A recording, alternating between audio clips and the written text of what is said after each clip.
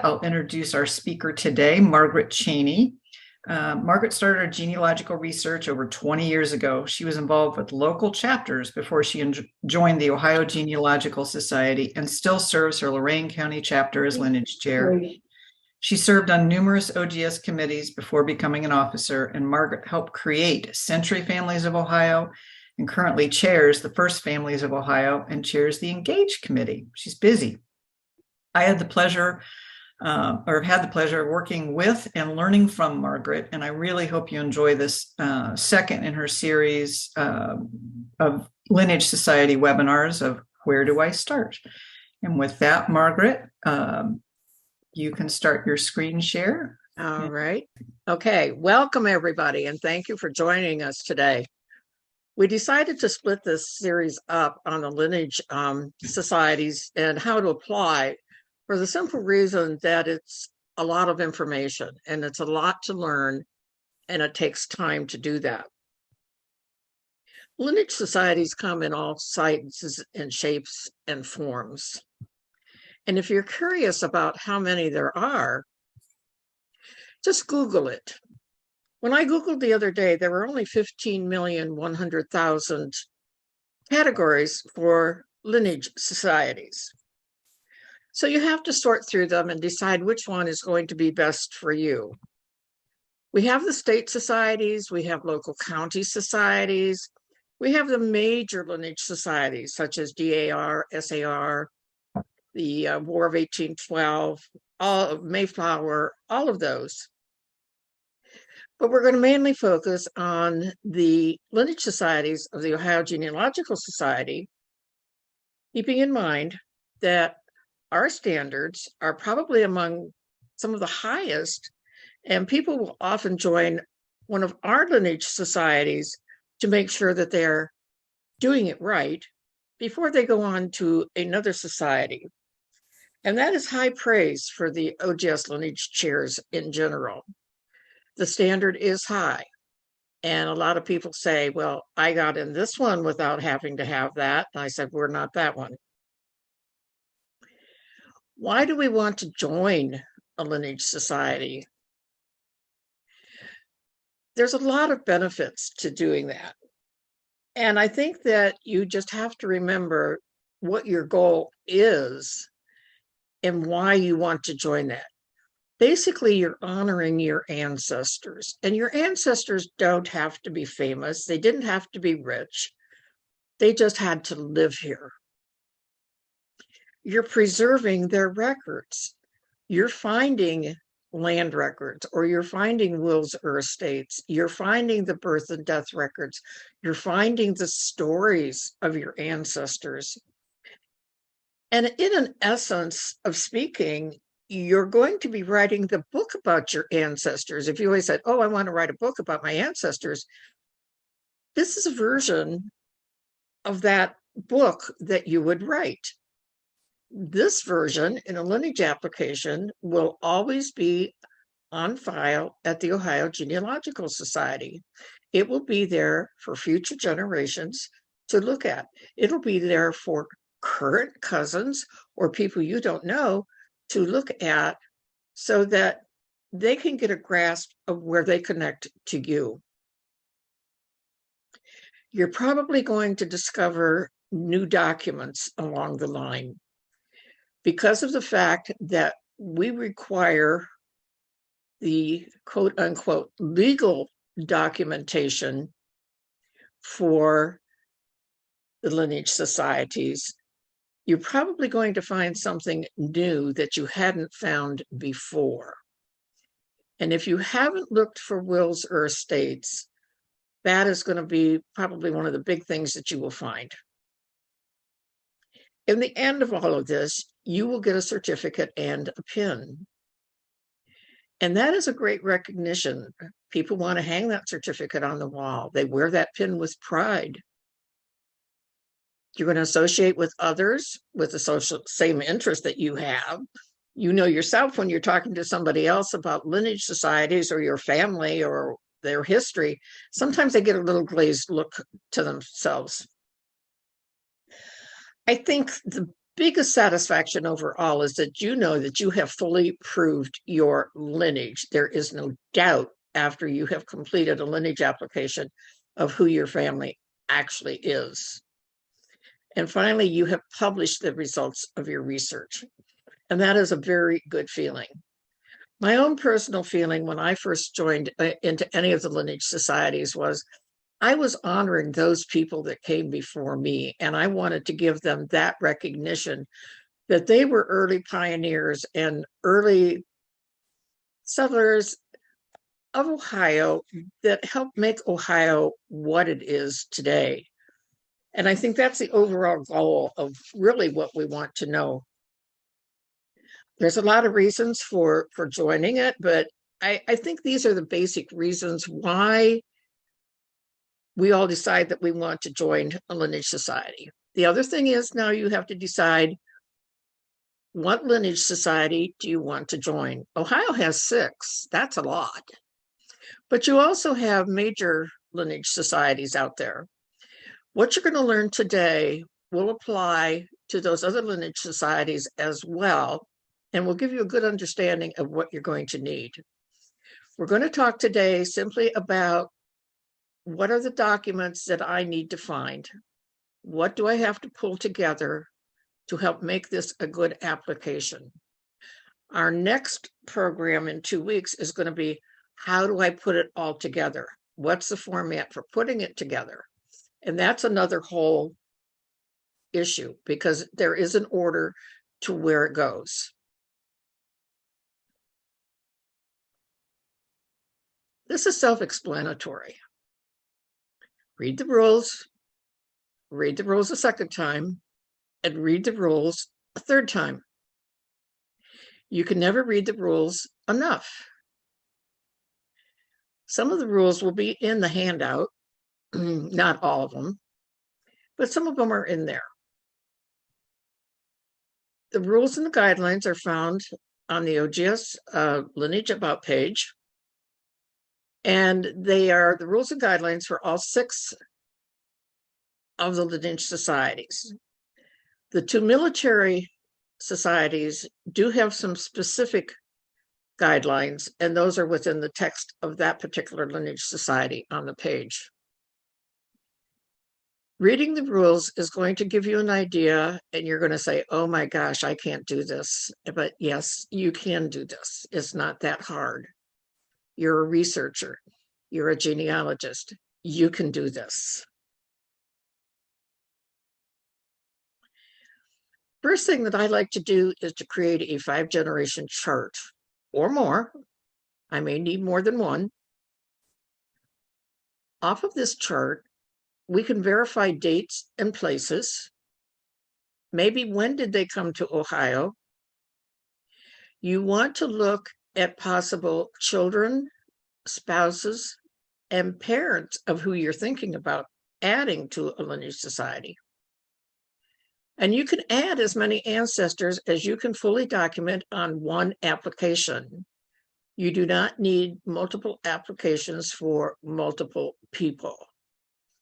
And I think this does confuse some people at some times.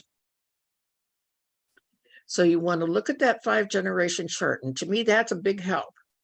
You can create your own chart, however you want to do it, to keep going forward and making sure that you have everything that you need to keep going with it.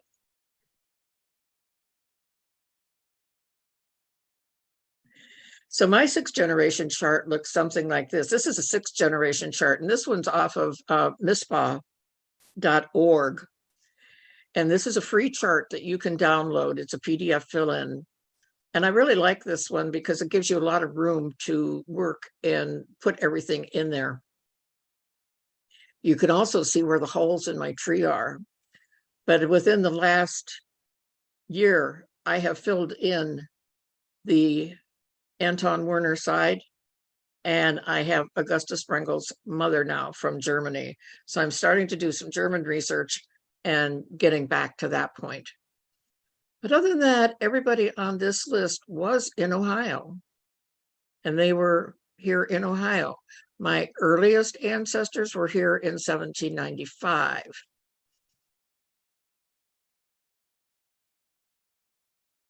When you're filling out your 6th-generation chart, you start with yourself, and the father goes up to the top where you see the parents and generations, number 2, and the mother is number 3. And it's the male is the top entry, the female is the bottom entry on a generation chart, and that carries through all of that. So you can see that we have my name to the left, and then it goes up to my father, my grandfather, great-grandfather, and great-great-grandfather. Now I need another chart to go back to the 3rd and 4th generations to that.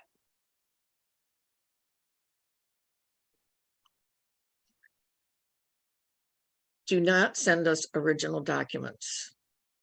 We only need a copy of the document, and we are unable to return the original copy to you. So if you run across an original copy of something like your birth certificate, your marriage record, something of that nature, just make a copy of it and put it in the pile of things that you are gathering up. We just don't want those originals coming to us. When we start gathering our information, we're going to start gathering things by each person according to the ascent chart that starts with you. The ascent chart, you can look at it. You don't necessarily have to fill it in right away, but you can look at it. And it's going to start with you and your spouse, and then your parents, then your grandparents, etc., going back. So when you're assembling or putting together your information, you want to go by each person that's going to be on your ascent chart.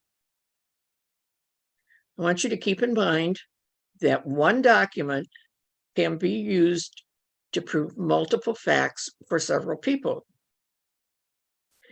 A case in point would be a census record that lists the household.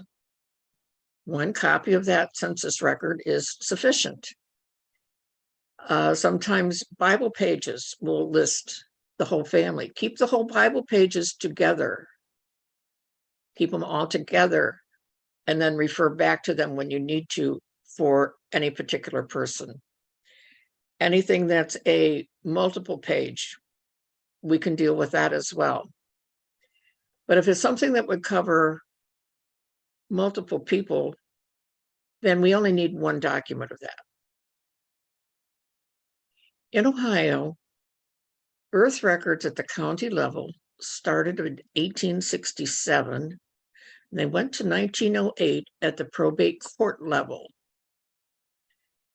Most of these records are now online at FamilySearch.org. And they are listed by county and state, so you can go in and look them. Those are free to look up. Actual death certificates in Ohio were from 1908 to the present. 1908 to 1954 death certificates are also online at FamilySearch.org. And this is a great place to look for having those records and getting information that you may not otherwise have. Marriage records that you're going to be looking for in Ohio were kept from the beginning of the county. So whenever the county that you're looking in was initially formed, there will be records from that point forward. Marriage records are different than birth and death records, and I'm going to tell you why. You need to provide the actual marriage return to the court, not your own marriage certificate. For everything in life, your own marriage certificate is sufficient proof. However, for lineage societies, we want the legal document for your marriage, which is the return to the court. And a lot of people kind of gloss over that one, but you're going to learn that the proper record is the return to the court. A marriage license is not a proof of marriage. It's only proof that they intended to get married. Sometimes you will find only the marriage license. I've had that instance in my own family, that the marriage license is the only thing that we have. But there's other ways to prove a marriage, and we'll get to that in a minute. When you find the marriage record, you must have a source citation with it that includes the volume and the page of where the document was found and the repository where it was found or what online database it was found from. Now, marriages can be proven if we don't have a license or if we don't have a marriage record. Census records after 1880 will show the listings of the members of the household, so it will show wife. If we can find an obituary that will say they married such and such a person on such and such a date, that also gives an indication that we might try to go back to that location and try to find a marriage record for them. We may also find a proof of marriage or an indication of a proof of marriage in a biographical account. Or you have your family Bible pages or a firsthand account from an old relative that they wrote down their family information. There's many ways that a marriage can be shown. Early marriages that we find online at Ancestry or at Family Search sometimes, they're just an abstract. I was We going have to to say, try to do our best to find where that abstract came from. we have a question in the chat about abstracts. Yes. Okay. I'm seeing that. So Okay. What we want to do is, with a marriage abstract itself, normally it is not acceptable, as abstracts and indexes are not acceptable. However, if this is a very early marriage, 1700s or something like that in New England, it very well could be used. So don't discount not using it. Always put it in, Another question is the man naming his wife in his will as proof of marriage. Yes, that is sufficient. But we have to remember that generally when they're naming their wife in a will, it's only by first name. It's not by the full name of the wife, or does not include the maiden name of the wife. Marriage notices from newspapers, like I said, obituaries, weddings, marriages. You see all kinds of different things in newspapers. So there's different ways to show a marriage without having an actual marriage record. You want the actual marriage record for the best proof, but the others are secondary ways that you can get into that and do that. The probate death records, again, your death records are from 1867 to 1908 in the probate court death records. And they're 1908 to the present. You have the regular death certificates like we know them today.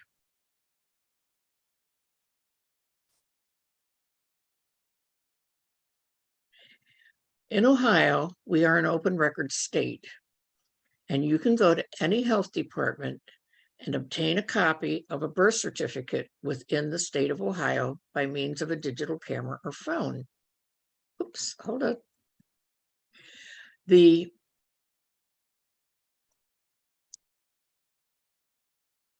law went into effect a few years ago that the county registrar can provide you a copy for information only. You go in, you fill out the request for what you are looking for. They give you a copy. You go over to the table in the corner, you lay it down, you take a picture of it with your phone or with a digital camera, and you give them the piece of paper back. Otherwise, to get a birth certificate, you have to pay for a certified copy. And we know that those are expensive, so you don't want to go that route. So you can do that. It is the same thing with death certificates, but the death certificates are only available in the county in which the person died. So the birth certificates you can get at any location throughout the state, but the death certificates are only available in the county in which the person died. It's not a statewide database yet at this point. And that's okay. That's fine. We just have another thing that they're working with, you know.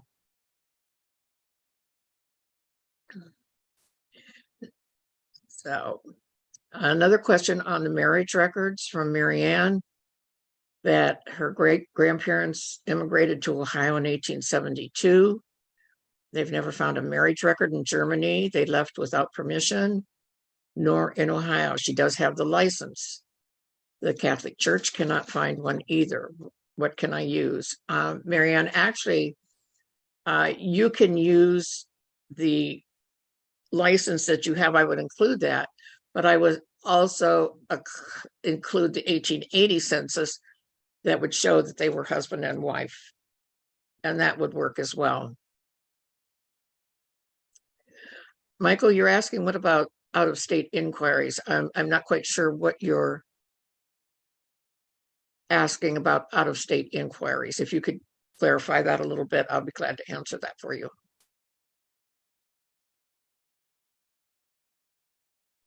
You're muted, Michael.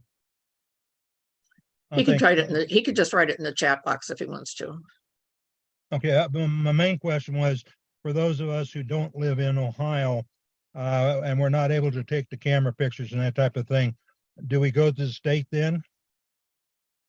You can go to state, or if you, sometimes you can find somebody in the area that would be willing to go get the record for you. Sometimes local genealogical societies have volunteers that will do things like that for a small fee, you know, to get those information for you. And you want to utilize local genealogical societies, local libraries, and local historical societies for some records that you may not be able to get being out of state. Thank you. Okay. Does that help you answer your question? It does. Thank you. Okay. So what are some of the documents that we are going to consider primary records or primary documents? These are records that are made at the time of the event. So we have birth, death, and marriage certificates.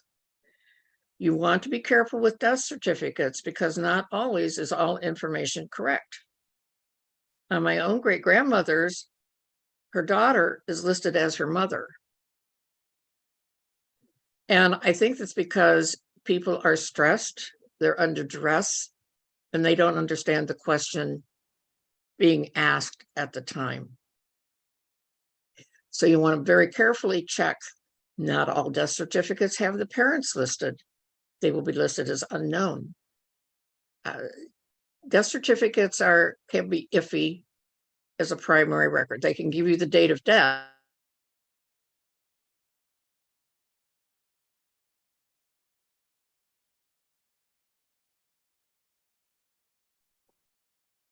Just be careful with your death certificate information. Headstones will give us the dates of birth and death as an example. Sometimes you only get the date of death, but they may have a year and age on them. So many years, so many months, so many days, and you can calculate back approximately what their birth year was. You can look for newspaper obituaries, birth or marriage announcements. These are also acceptable to use. As I alluded to before, you want to look at wills or estates. Often these will prove the parent-child or spousal relationships. These can be very important. You can look at baptismal records or christening records, family Bible records, census records, keeping in mind that the 1880 census is when the whole family was listed with relationships to the head of household. Court records, such as probate records, they may have divorce records, they may have the early birth records, the early death records, those will be there. And we want to, don't discount land records, because sometimes the land record will say when they bought the land, it will give a land description. And if the land description is the same throughout many, many different documents, you know it's the same person and at the same time. So that can be used as well. These are the important documents that you're going to be looking for.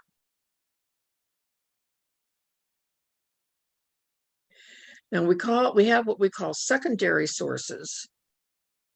And these are created after the event, which usually include family history books, the county history books, sometimes oral interviews, firsthand knowledge. Do you have letters from your ancestors or diaries?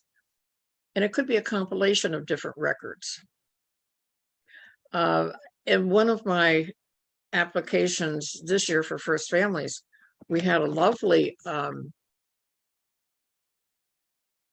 article written by the son of the ancestor that they were trying to prove. And he was giving the dates and doing everything.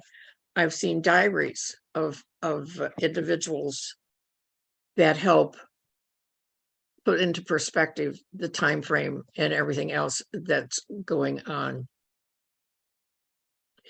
A question is asked, does a headstone can be used for proof of marriage, and does it need a woman's maiden name? Number one, the woman always has to be proven by her maiden name, not her married name. So we have to have her maiden name. It may not come from the tombstone, but you may find it in other records. A headstone can be used for proof of marriage if it says wife of.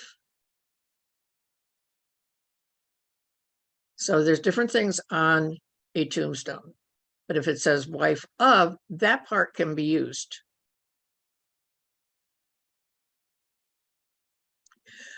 Another important thing that I want to reinforce is that abstracted information and indexes are generally not acceptable.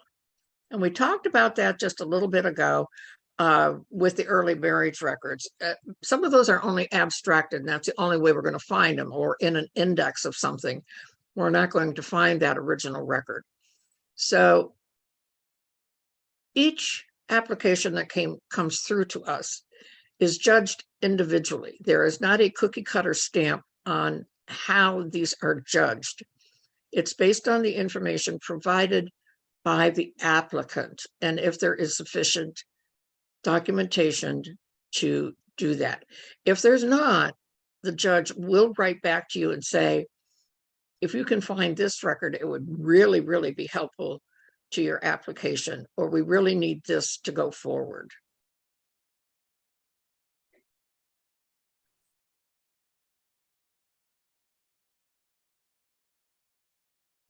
Another question about headstones says, if it says parents of, can that be used as proof? Yes, that can be used as proof as well.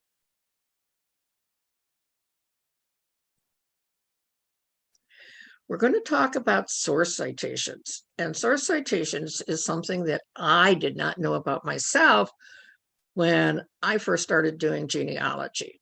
And I kind of had to learn the hard way how to deal with this, because I did a lot of backtracking to find out where my records came from. I knew where I got them from. I just had to go back and get more information. In our rules, it says that all documents must include a full source citation to the original source. This requirement is true for internet and traditional source documents. Other researchers should be able to use the citations to find the document themselves. Citations may be written in any accessible location on the front of the photocopy, or you may include a photocopy of the title page showing all bibliographic information. Source citations should include the who, what, where, and when of your document being presented. Source citations let future researchers know where to find that original. And they also assist the judges in reviewing your application. We do not want to read a whole will, which is hard on the eyes, from a photocopy.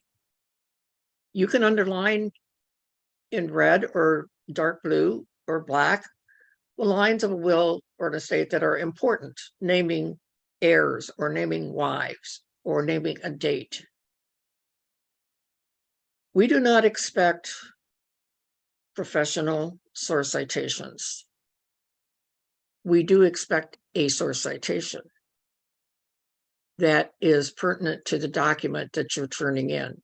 There are examples on the website, and we'll talk about a couple examples here today as well.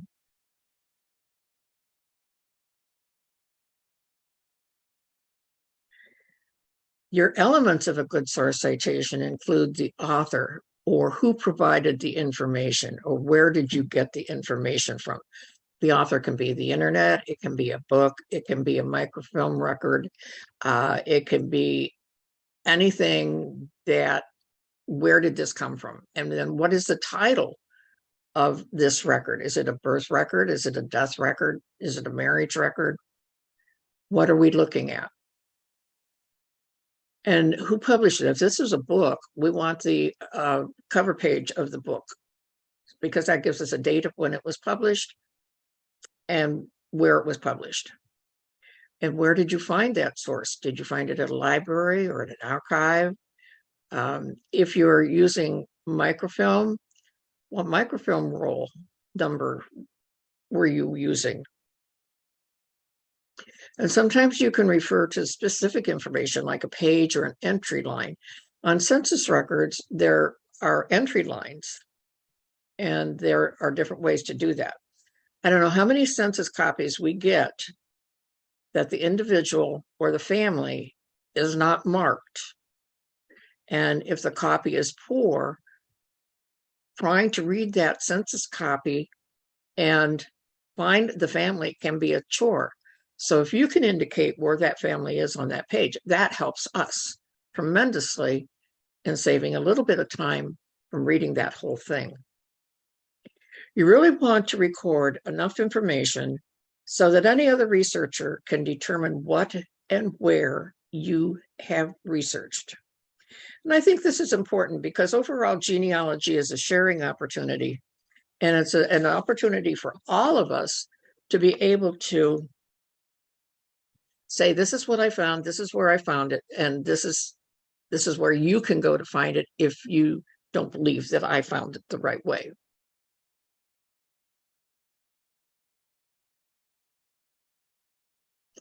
These are the documents that will need source citations.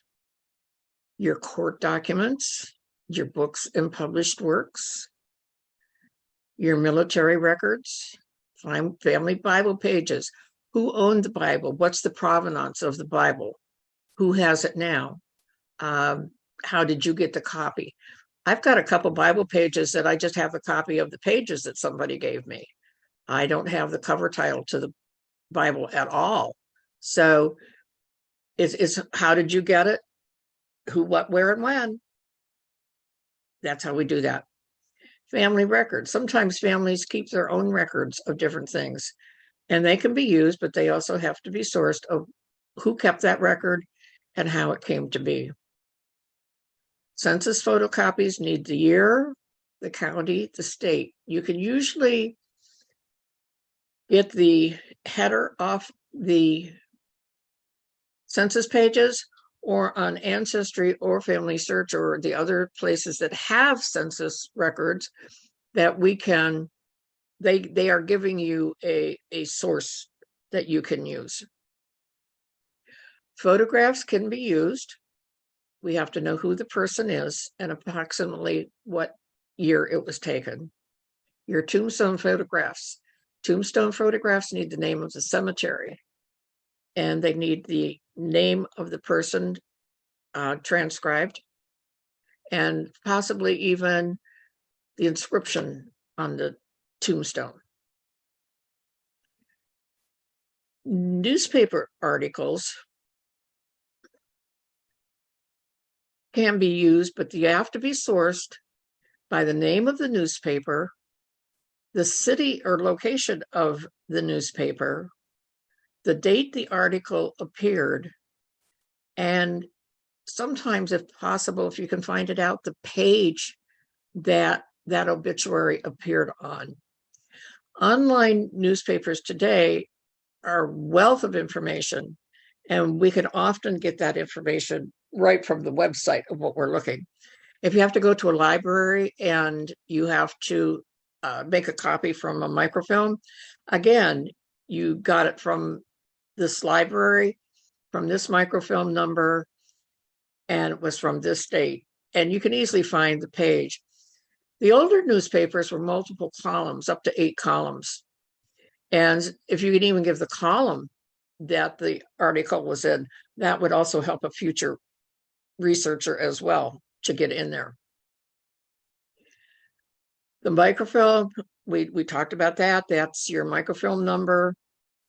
And where did we find that? What repository were we at to use that? Were we at a courthouse? Were we at a library? Were we at OGS? Where were we at to access that microfilm? Internet documents just simply need the URL of the page, like familysearch.org or ancestry.com. We don't need the full URL for the actual page of the document. We just need to know what website. And the same for electronic format publications. Where did we find it? Did we find it at Google Books? Did we find it at Archive Library?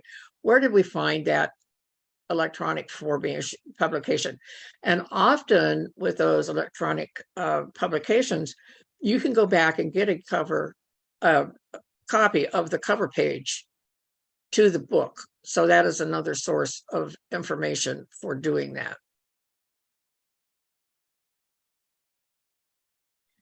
So here are a couple of source citation examples that you can use. So for a probate court birth record, the probate court birth records are 2 pages. They're in a huge ledger, and there's 2 pages of that particular record. The first page will show the name of the person being born, the date, where they were born. It will give the sex of the child. The second page will give the parents and where they lived at the time of the birth. You have to, I left part of that off. You have to submit both pages of a probate court birth record or death record. Both pages are important. Now you can, if you're techie enough, you can just screenshot that portion of the birth with the heading of the page of where that's coming from. Sometimes we don't need the whole page, because when you do the whole page, that makes it harder to read. Or if you include the whole page, also include a close-up shot of the lines that you are looking at in particular. For these records, you want a notation of the volume or the book that you got it out of, the page number of where it appears, and the repository or website of where you found the record. So if I found a probate court record on Family Search, I would say I found this it came from familysearch.org. It was volume A/B, and it was on page 44. The Family Search records, mostly at the top of the page of any record that they have from the courts, are sourced with the volume, and you can easily see the page by just scrolling up on the page to find the page number up in the right-hand corner or left-hand corner. On regular birth certificates, we would just say the birth certificate of Mary Jones, born on this date in this place, to her parents, Tom Jones and Mary Smith. Even that simple statement, even though it's a birth certificate and you think, well, they should know what it is, that small source citation lets the judge know that this is the birth certificate of Mary Jones particularly. So again, we don't have to go back and read the whole certificate to get that information, where it's easier with a short source citation of what it is.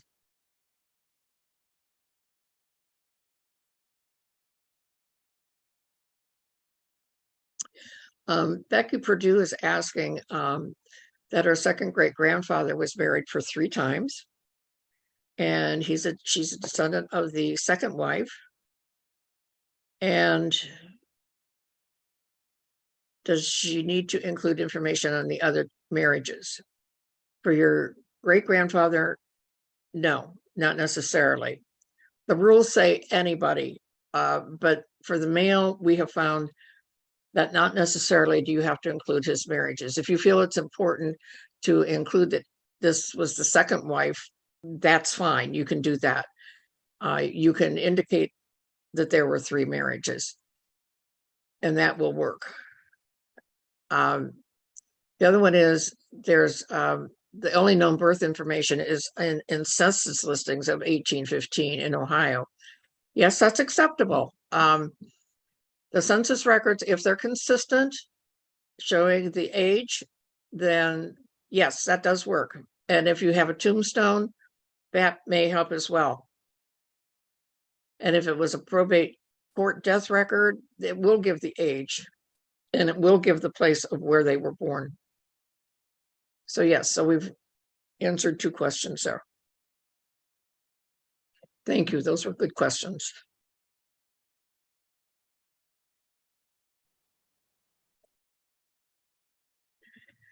So the same for probate court records as it is for birth records. You want the same thing. There's still going to be 2 pages. You do not get the parents on a probate court death record as a rule. Only if it's a minor child, an infant, will you get parents. It's very difficult to get parents from a probate court death record. But again, you have 2 pages, and you have to make sure that you're submitting those 2 pages. But it will give you the name of the deceased, how old they were at the time they died. And again, you need the volume, the page, and the repository or the website of where you found that record. It can be very interesting to work on all of this. Your regular death certificate, again, is the same as the birth certificate. You need the name of who died, on what date, in what place, and showing their parents. And it will also give a birth date on the death certificate. So on a death certificate, you're getting a birth date and a death date. You're getting a location of where that person was born and where they died. And as we all know, death certificates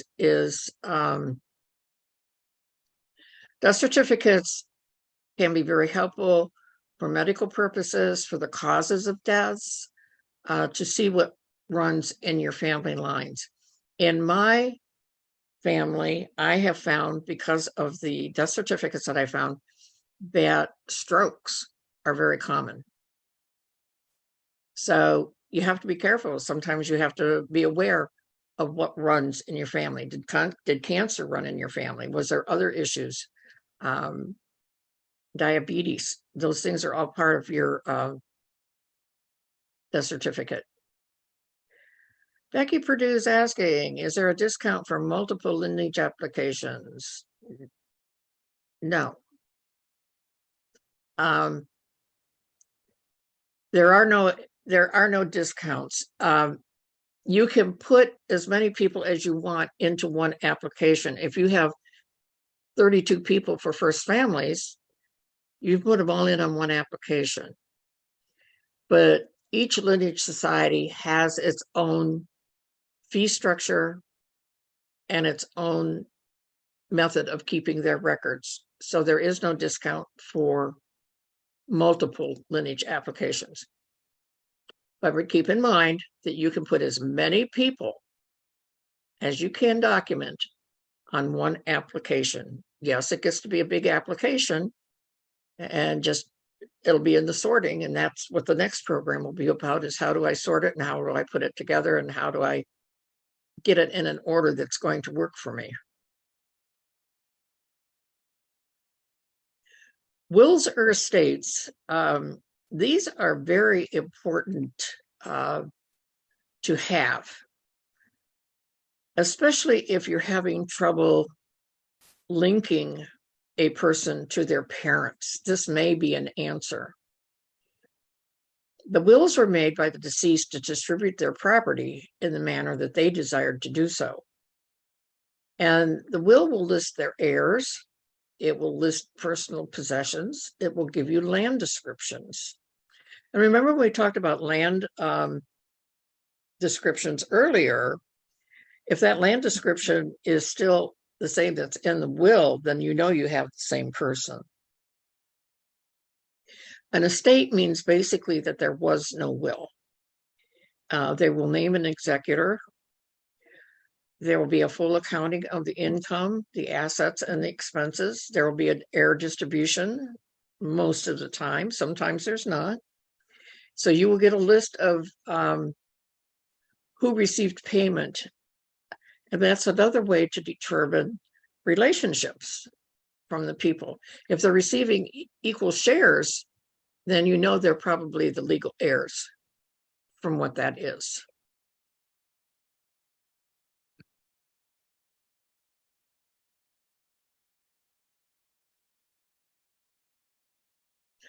The marriage returns, where'd this one got out of order. This is a source citation on marriage returns. The marriage return of the bride and groom on such and such a date at a such and such a location from what county, found in volume 2, page 376. And if the marriage return includes the names of the parents, you can include that information as well, because that again is cementing that relationship.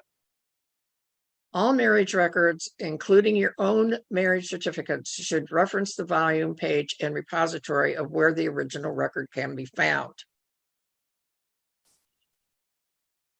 I had to go back and backtrack to get my volume and page. I had my own certificate in its nice little leather folder. You have your own. But you have to know the volume and the page of where that is officially recorded at the courthouse. So I went back to the courthouse to get that information. What I forgot when I got married was I was 18 years old and my parents had to sign for me to get married. I had completely forgot that, but there it was in the license application and in the marriage return. So again, you're getting that information of the parents. Sometimes life is weird. You want to use facts that are supported by your documents. If your document says this person was born in Hamilton County, Ohio, that is what you will use when you start filling in the ascent chart. You will not say that he was born in Cincinnati, Hamilton County, Ohio, because your document does not say Cincinnati. Now, if there's something later on that says Cincinnati, such as an obituary, or maybe there's a life story about that person, or there's something else that says that they were born in Cincinnati, then you can use the town. But you want to use the information that you're finding in your documents. Now, it could be just the state of Ohio. Your dates are the same way. If it doesn't give a specific date of month and day, you can still use the year and don't fill in the dates, because you have to go by what your documentation is telling you, not by what you believe or what you may know on your own. Again, read the rules. The rules are important. The rules are there to help guide you. If after you've read those rules, if after you've looked at the application itself, and you still have questions about anything, feel free to contact the lineage chairs, because that is why they are there. They are there to help you get through this whole process and make you have a good application. I would rather have people like you ask me the question is, would this document be okay? Or what do I have to do in this case? What do I have to do in that case? And yes, we're here to help you. So Diane Thomas is asking, if the will or estate lists Mrs. John Doe, and I know that that's a daughter, what do you do to prove her if her first name is not given? Do I need her marriage license? You need her marriage record, not her license. Remember, record and license are two different things. If we know her husband, and you've proven that her husband, then yes, that will prove her. Because at that time, the females were listed as Mrs. John Doe. You might also find just the husband's name in the list of distribution, because the women were not entitled to inherit on their own. So their husband would inherit for them, or the son-in-law may be named as an executor of the estate. And it may say, I nominate my son-in-law, so-and-so. And that's another point to consider, that you have to look at that will carefully to see the wording and what's going on with it.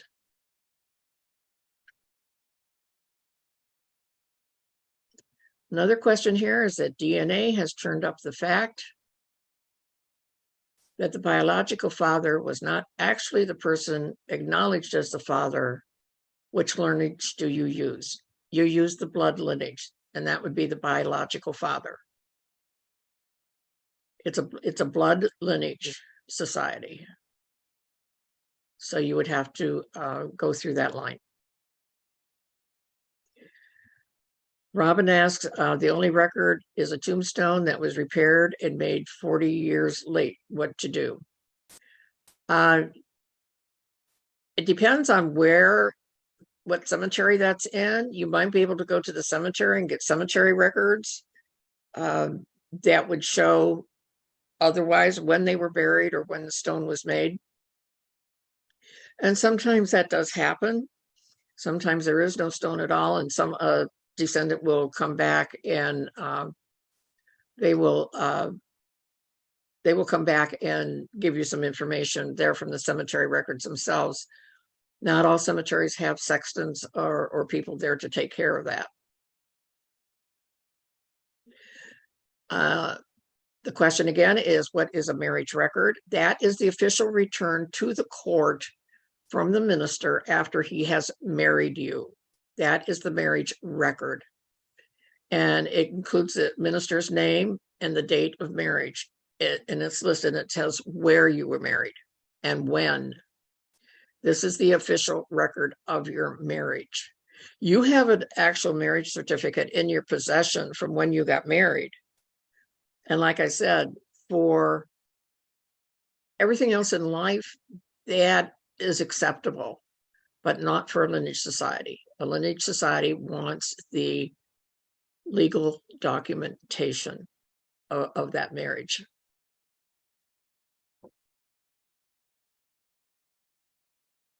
Okay. What if I don't have enough information to prove a fact?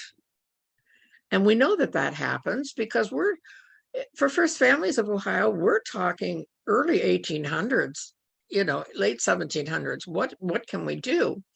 Our census records are tick marks. They have the head of the household, but they have tick marks for children and spouses. So we need a way to prove that this was our family. And there's different ways we could do that, but probably the best way is that a brief proof summary, which is known as an applicant's statement, is acceptable. So you want to spell out why you believe a fact to be true. Why is it true?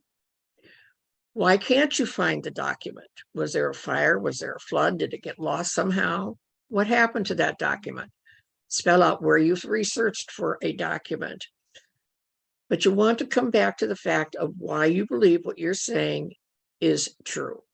And we have seen applicant statements carry as much weight as actual documentation if they're put together in the right way. Linda Rosenblum is saying that the Amish and the Mennonites did not have legal marriage records with the courthouse until about 1900. And other sources of proof of marriage are required. Yes, Linda, you are correct. And that is sometimes difficult. Sometimes if you can get into the Amish and Mennonite records, you will find it there. Same with Quakers. This is where you're going to look at a lot of different things, since census records, obituary records, maybe children's death certificates will list the parents.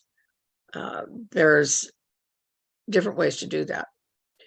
We also have to remember, and this is also an important source, is that a marriage record does not necessarily mean parentage.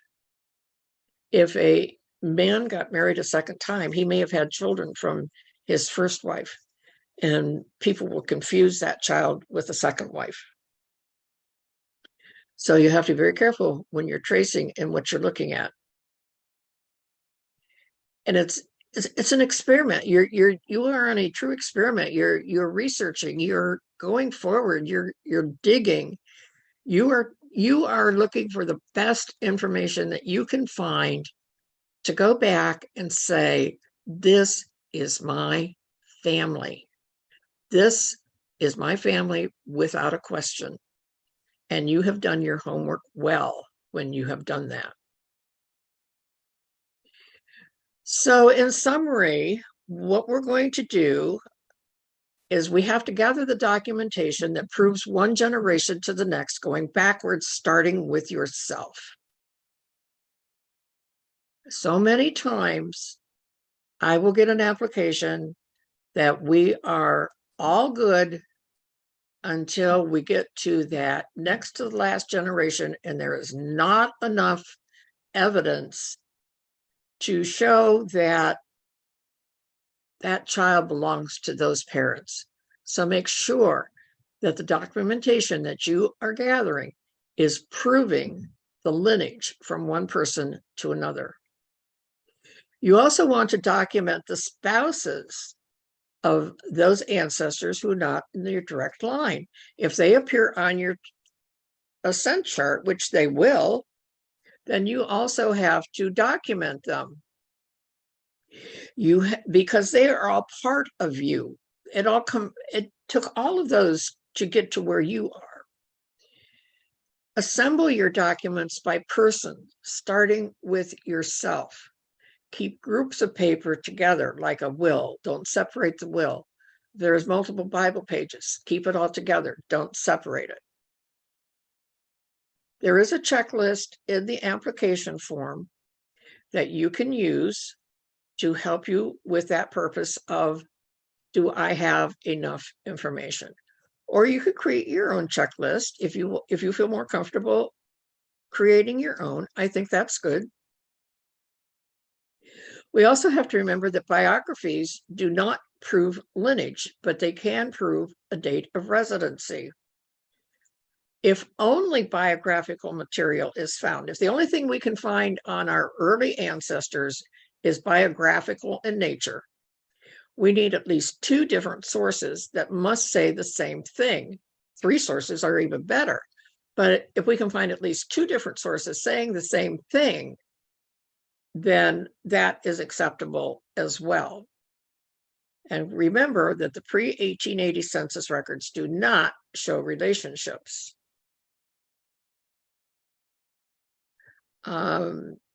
Okay. There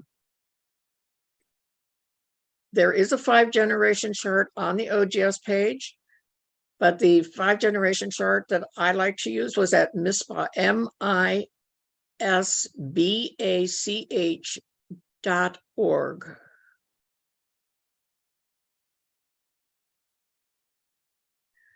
Is lineage to join only male ancestors? Absolutely not.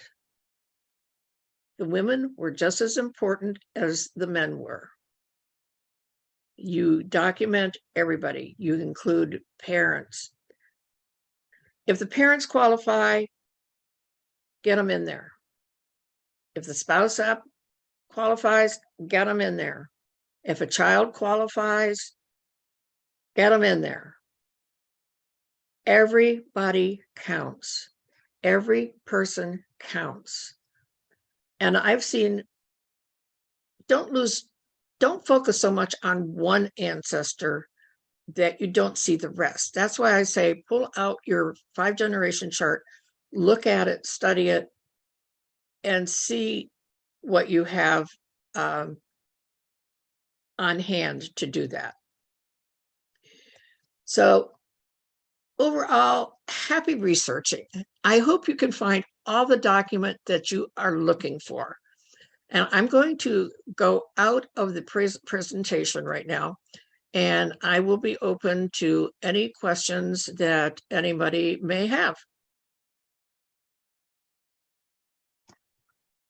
You can unmute yourself to ask questions.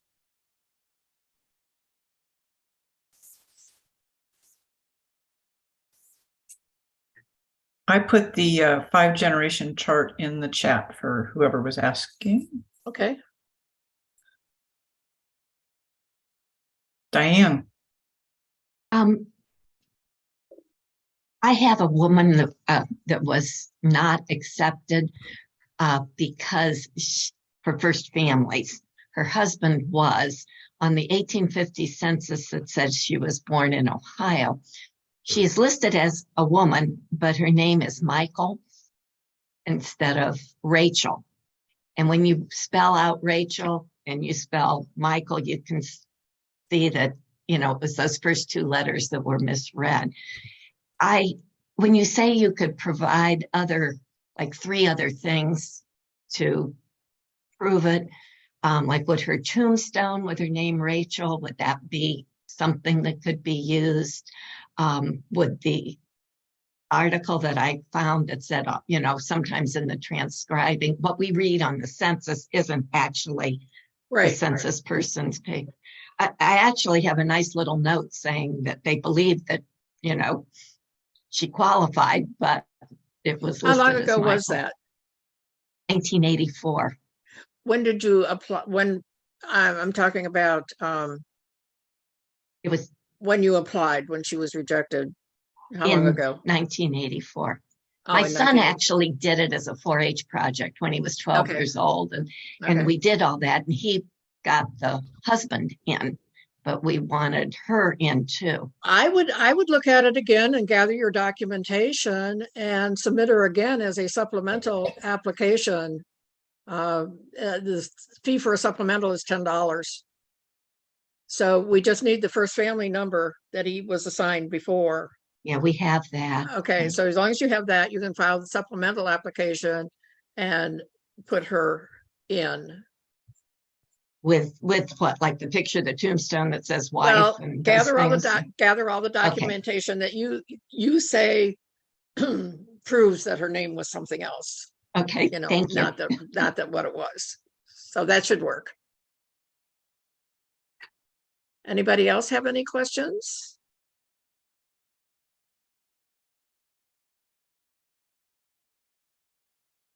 Okay, in 2 weeks, we're going to tell you how to put it all together. Now you've got it. Now you've got everything. Now we're going to show you how to put it together in 2 weeks. So that'll work too. We're looking for that. Thank you. You're welcome. I hope you Thank all you. enjoyed. I hope you all learned something new, and I hope you're all going to put in an application for a Lineage Society somewhere along the line.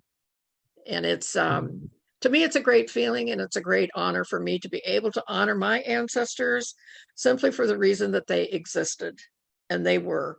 Because if they didn't exist, I wouldn't exist. And I'm leaving this legacy now. I have great-grandchildren, so this legacy will go forward. And they can always go to OGS, they can always find my files, and they can always find everything that they want on my family and my husband's family. I've done both. So it's there, and it's writing that book. We're going to touch a little bit in the next session on how to prepare your documentation, putting it in.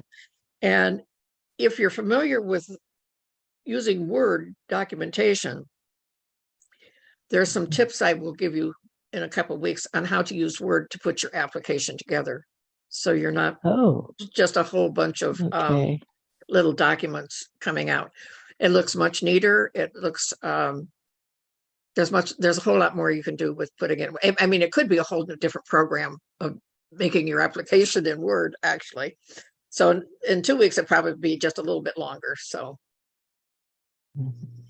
We just had a question about, will there be a sign-up email for the next session sent out? Yes, but you can go right to events on our calendar, and it'll sign you right up from there, and you will get reminders, we hope. But it's on the calendar, and you can click on that right now and sign up. Okay. Michael, you're asking if you can contact me via phone.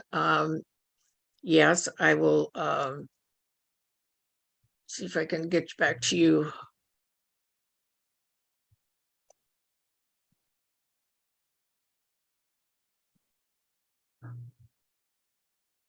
Individually.